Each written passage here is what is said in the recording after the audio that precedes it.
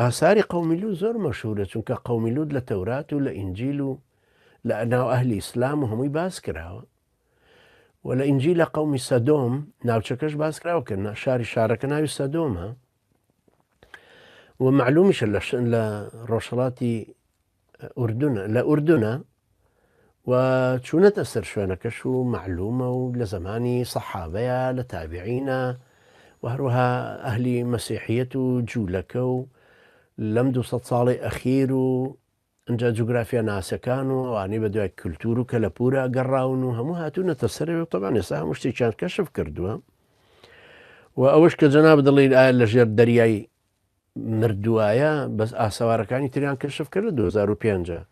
لە 2005 هاتن تیمێکی ئەوان ئەمریکی بوون والله عالم، هاتن و گەڕان وردە ئاساری شارەکەیان دۆزیەوە، خەڵکەکەیان دۆزیەوە کە تایە مردوون هەروەکو هەیکەل لەو حاڵەتەی کە تایە بوون، ژێر خۆڵ کەوتون.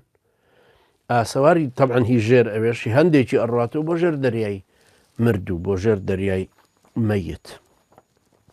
و ئەوەش تەبعەن ئێستا لە ژێر ئیشرافی دایرەی ئاثاری ئوردونیایە، تەبعەن بە ڕەسمی سەرپەرشتیە کرێ و تەنقیباتێکی زۆر کرا. 10 ساڵ توولی کێشا تا گەیشتن ئەم نەتیجە ئەو شاریان لەوێ دۆزیەوە والله أعلم. يعني شاركش سيريان كلا قررته بو هندك مواد كتياتي مثلا زمني عصري برونزية، هندك كدرجاي هبو درجاي آسنين هي عصري آسنين زماني آسنين كبكار هاتوا. بهر حال هندك تريشي هيك قررته بو زماني صالاني شي تولاني آسوار كان معلوم من استلبين والله أعلم.